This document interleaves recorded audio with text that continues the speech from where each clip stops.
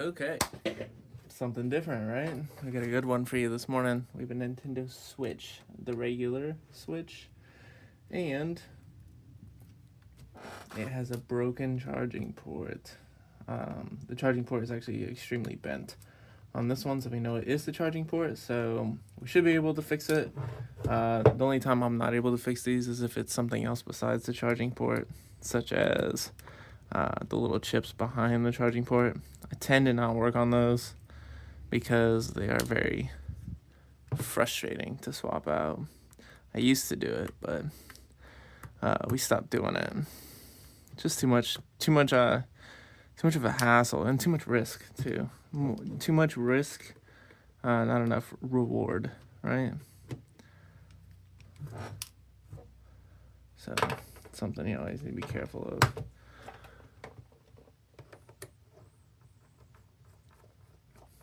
So these ones have the triangle bit, which is what these 4 screws are. The other screws I took out are just normal miniature screwdriver bits.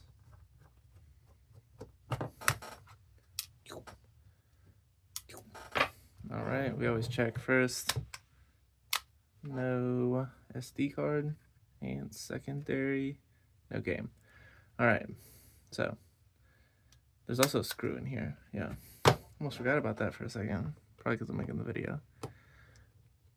We'll get that little screw out there. This is like the smallest screw ever. And then this just pops open.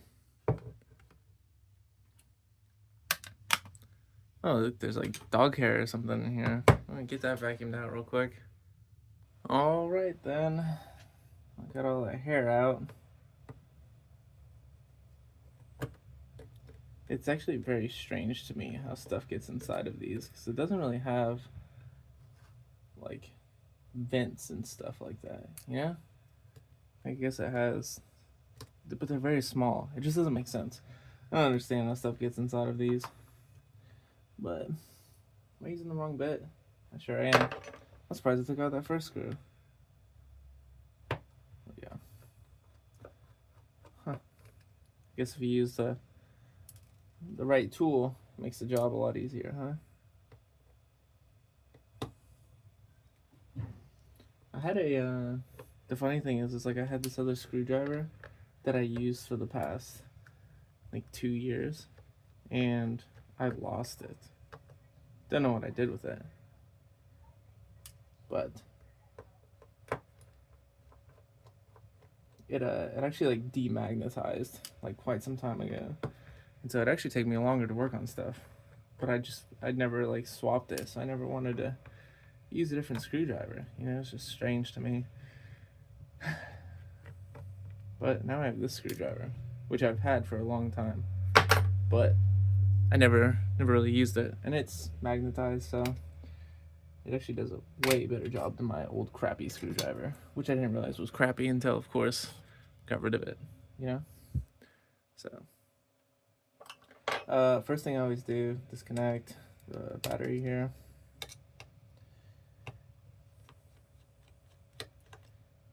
And each one of these, keep the screws for them in particular. You don't really need to do that, it's just better for me to make sure I put out all the screws back in. Sometimes when you take these apart,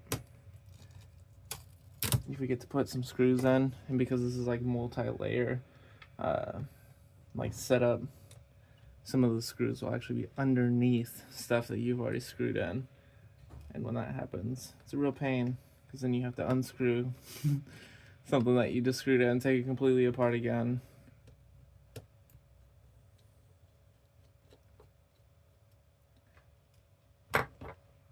Alright, for this one I'm going to try to use the tweezers here. Just pop that off. And then, I don't have fingernails right now, so we'll see how well. That's not going to work. Okay. So we're just going to use the tweezers. Just pop that open. And I'll just slide out like so. Alright, so now we need to take this board out.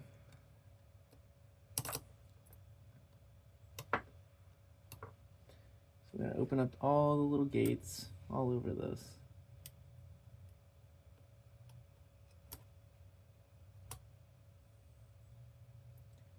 Take these all out. I've seen people try to work on these things at home too, and they always break these. They are very, very fragile, so you gotta be careful in taking them apart.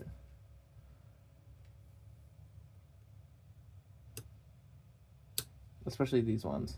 This guy right here, more than anything else, this ribbon cable right here. If you mess up this ribbon cable connector, if you mess up the ribbon cable connector, the screen will never work again because of that connector. So even if you do everything else right and you plug that in wrong and it bends one of the pins, the screen won't work. So be really careful. All right, so we can start taking the screws out. Can't get my words right here. 1, 2,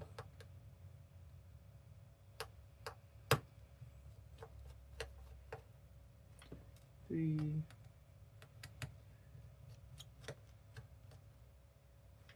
4,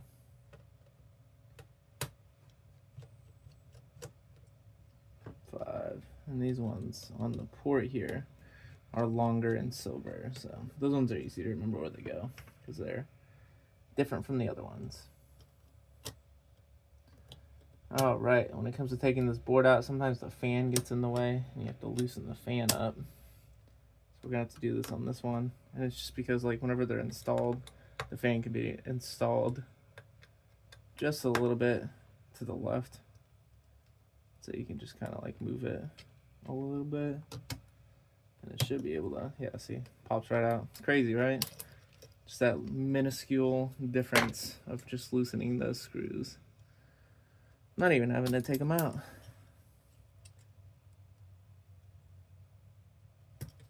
All right, now we have the board out, so we're gonna go ahead and move it over to our soldering station. We'll take a look at the port up closer. All right, I don't know if you can see it in there. Let's try to focus, but you can see how it's like pulling up on this side over here. That's where that little tab in there is broken. So, yep, the port's definitely broken. So we're gonna go ahead and get this all set up and take it off. All right, so we have a little bit closer of a look here at the board. We're just gonna use our magical tool here to hold down the board when we're doing the soldering work. In case you're wondering what the magical tool is, it is a stapler. So, have you guys seen my stapler? But yeah, that is our magic tool there. We're gonna go ahead and put some flux on the back and on the sides. And now we can start. Now we can start. Just angle it off a little more here. Is that still in focus? Here, let me move it to the center. And we'll get this thing heated up. As we heat it up, we're gonna take a look at it. So we don't want to heat this board up too much, like other boards and other consoles that we work on. Because on this one, it's very small, very lightweight, and it is easier to damage.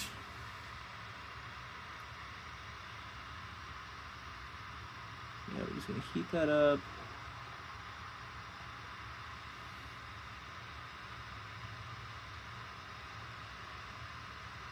And then once we see the solder on the front legs start to turn into a liquid,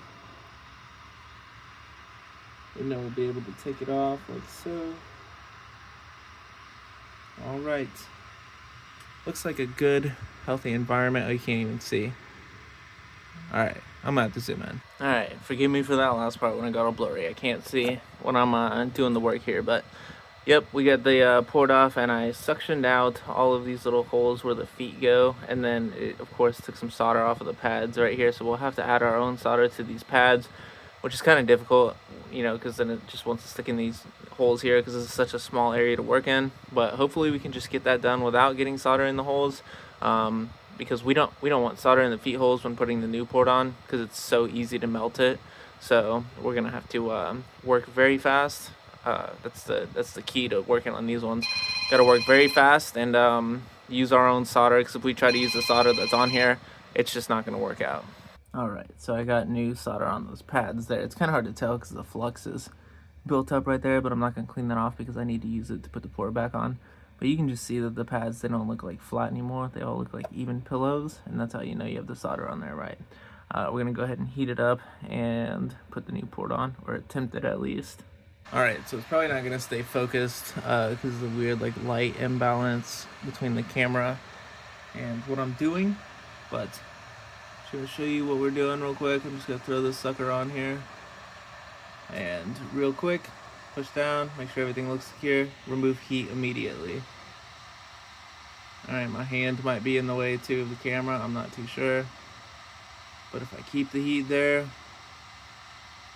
I risk damaging everything that I'm doing. So, looks like the solder has solidified. We're going to check the bottom side, make sure we didn't melt the port, and then we're going to check each one of those pins, make sure that they're all secured. Okay, check the bottom side, the port is not melted. Also, each one of those pins on the back row there looks secured. We can't test the ones underneath the port, and that's obviously because they're underneath the port and you can't see them. So you just have to hope that those ones work, and this is why I don't favor doing switch charging ports. But yeah, you kind of have to hope that that row of pads underneath the port are also secured to the pins there. So hopefully that works. We're going to put some solder in the feet holes there, and then we can start assembling it back together. Alright, so from the bottom side, I just put the solder in there with my soldering iron and some new solder. Forgot to record, so, but that's it. It's not like anything too crazy, just the soldering iron and the solder, but it's good to go. Now we can start assembling it back together and test it out. Alright, now you're gonna see me screw around with this, and you're gonna be thinking to yourself, like, what the heck is going on? Because putting this back in, you kind of have to finagle everything, gotta move certain things out of the way, this way or that way. You gotta make sure all these ribbon cables and all the other little connectors and stuff, make sure they're all lifted on top of the board. So we just gotta go up each one of these, just pull them all up. This is the one I always forget about the most, which is this little antenna here. That one always gets caught under there. This one you just pull out, simple. These ones get a little challenging, not so much this white one here, but these ones here, because there's two here, one for the fan, one for the power button, and then you got the one for the screen there. And getting all of these up at the same time is challenging. Can never remember which one goes first. I think it's this one, and then the screen one, because if you lift it up a certain way, it'll get caught, kind of like that. See how it's caught on this one? Alright, and then we have to finagle this one up here. Hey, that was actually pretty good. I'm surprised that went that well. I just gotta lift up on the fan a little bit. There we go. Get the board in there. Alright, now that we have that in there, we're gonna start putting all of these connectors back in.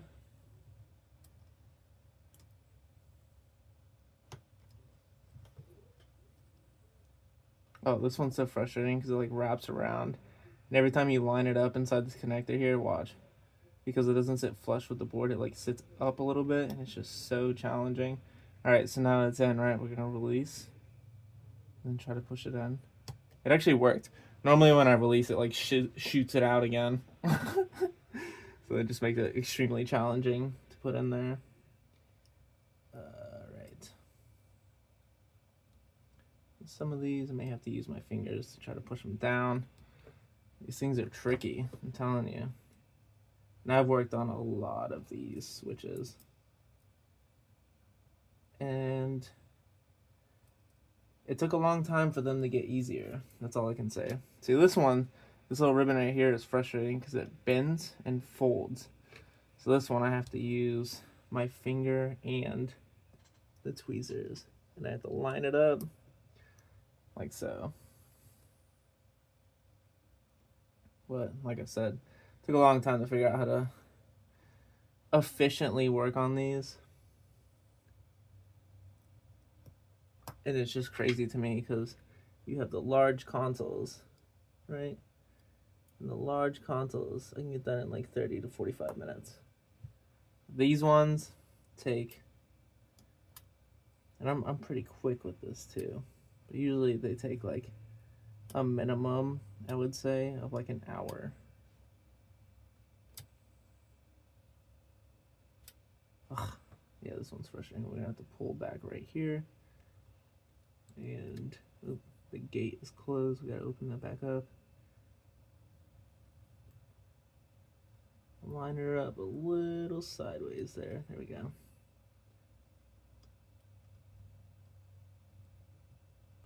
I think that's the fan right there. That's the fan connector. All right. And this should be like the power button and volume button. I'm pretty sure anyways. All right, so the trick to this one, the screen one here, is to actually pull it back. See, I can't even do it right now. Just kind of pull it back and bend it down. Like so. So now it's got a little slight bend. So now when we put it in, it should go in perfectly and not risk bending any of those pins. And it went in exactly how I wanted it to. So that was excellent. We're gonna get the screws put back in here.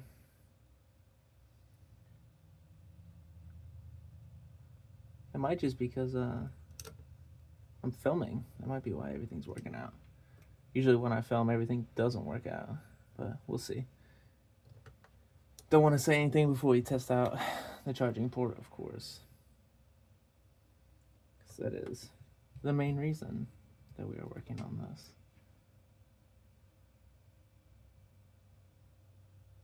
All right. See, this is what I'm talking about. Sometimes you gotta move stuff. Because you already put in the connectors instead of the screws. So, but with this board, it's very challenging to put the screws in and then try to get all the connectors in. It just doesn't work very well. All right, same with this connector here. If you don't slide this one in straight, or you don't slide the connector or the ribbon all the way into the connector, it can cause the black screen.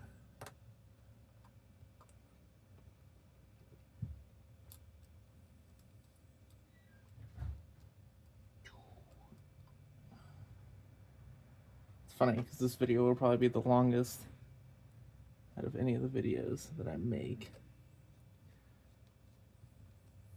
So if you're still watching, thanks for watching. I know that this is a long video, but you guys just have to see how frustrating it is to work on these. This is why I don't like working on these, you know? They're just so time consuming. Not only that, but I know you see how like I'm screwing everything back in, and you're probably thinking like, why is he screwing everything in? Shouldn't he test it first? Yes and no. So I have quite a bit of consoles that already came in. So what I do is I attempt one time, and if it doesn't work the first time, I have to basically find a slot when I don't have other consoles in and pull some of these hairs out here. Oh, also I saw some hairs here. But I will have to find a time slot when I don't have as many consoles, or sometimes I even stay late or come in early to fix these things. Part of owning a business, right? But yeah, so I do one attempt, and if it doesn't work the first attempt, then I have to try it again later. So if I'm busy, usually I tell customers, hey, you know, it's gonna take 1 to 3 days for us to do the charging ports for these. If I'm not as busy, I tell them it's 1 to 3 hours, right?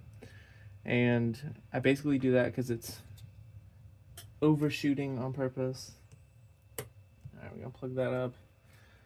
I think we're just gonna put it all back together, because normally I put this on, or I just put the little SD card reader in and then I just test it, but we're not gonna do that this time because I am on the time crunch. But yeah, usually people are really understanding with Nintendo Switches.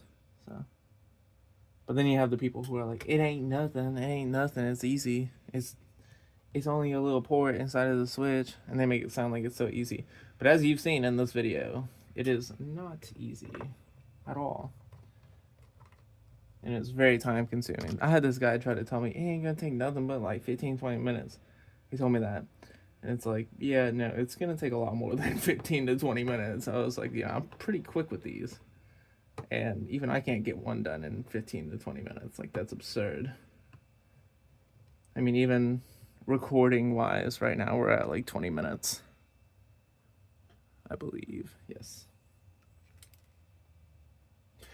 All right. Dropped one there. That's all right.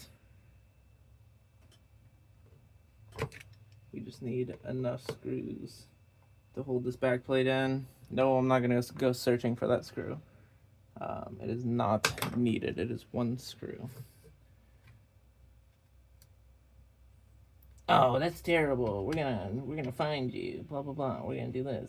It's not gonna affect anything with the console. This thing is held down. It's not going anywhere. All right. So if you're one of those people, just guess what? Don't watch. Okay. All right. Because some of these repair shops, I'll tell you what, man, they only put like 3 screws back in the entire thing. You gotta open up the back, and everything just falls out. So don't worry about it. Okay. All right, we're gonna put the back panel on here. This will click into place. All right, then we can start putting all the screws back in here. I'm gonna go ahead and do that without recording because I need more space to film more stuff. So, all right, so I don't know if you can see that, but we're charging, baby. Yes, successful repair. You've seen it, start to finish. About 22 minutes worth of video, maybe even 23 minutes worth of video. So the actual repair, as you can imagine, probably took me about 35 to 45 minutes, which is actually pretty good timing for these, right? So like I said, I'm very efficient with time, very quick when I do stuff, and I want to make sure I do stuff right, but I also want to make sure I do it quick. So this worked out, and putting it all back together worked out well too, probably because you guys are watching. Thank you so much for watching. Your support, for one, motivates me, and then for two, you know, obviously things like this happen, right? Where things just happen to work out. So thank you for watching. This is Reaper's Electronics. This Switch is good to go. Thanks.